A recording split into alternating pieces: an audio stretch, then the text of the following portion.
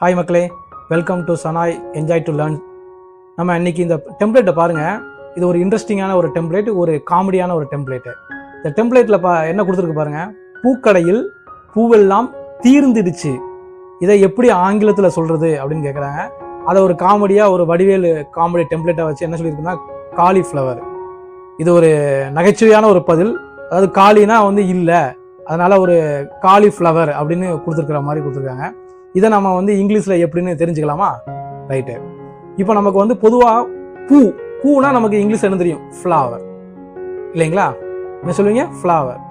அதே மாதிரி பூ கடைக்கு இங்கிலீஷில் என்னன்னு பார்த்தீங்கன்னா ஃப்ளவர் ஷாப்பு. என்ன சொல்லுவீங்க? Flower shop. அதே மாதிரி பூ விற்பனையாளர்னு சொல்லுவாங்கல்ல, பூ விற்பனையாளருக்கு இங்கிலீஷில் என்னன்னு பார்த்தீங்கன்னா ஃப்ளாரிஸ்ட். என்ன சொல்லுவீங்க? ஃப்ளாரிஸ்ட். ரைட். இப்போ நம்ம டெம்ப்ளேட்டுக்கு வருவோம். பூக்கடையில் பூவெல்லாம் தீர்ந்துடுச்சு, அதாவது விற்பனை ஆயிடுச்சுன்னு சொல்லலை. இந்த இடத்துல நல்லா நீங்கள் முக்கியமாக கவனிக்க வேண்டிய வேர்டு என்னன்னு பார்த்தீங்கன்னா தீர்ந்துடுச்சு. ஸோ அதுதான் இங்கே நீங்கள் முக்கியமாக தெரிஞ்சுக்க வேண்டிய ஒரு முக்கியமான வெக்காபுலரி. சரி, இப்போ நம்ம எப்படின்னு பாருங்க. பூனா நமக்கு ஃப்ளார்னு தெரியும், ஷாப்னா நமக்கு ஃப்ளார் ஷாப், அதெல்லாம் தெரியுது.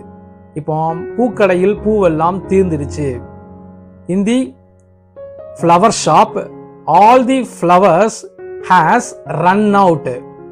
In the flower shop, all the flowers has run out. இந்த run out ன்னு சொல்றாங்களா, இதுதான் இந்த இடத்துல தீர்ந்து போச்சு அப்படிங்கிற ஒரு மீனிங்கை நமக்கு கொடுக்குது. ஸோ இன்னைக்கு ஒரு புதுமையான ஒரு வார்த்தையை நீங்கள் தெரிஞ்சுக்கிட்டீங்க, புதுமையான சென்டென்ஸ் தெரிஞ்சுட்டீங்க. இந்த வீடியோ உங்களுக்கு ரொம்ப பிடிச்சிருந்துச்சுன்னா லைக் பண்ணுங்க, ஷேர் பண்ணுங்க, கமெண்ட் பண்ணுங்க, மறக்காம சப்ஸ்கிரைப் பண்ணி பெல் ஐக்கானை கிளிக் பண்ணுங்க. ஓகே, தேங்க்யூ, பாய்.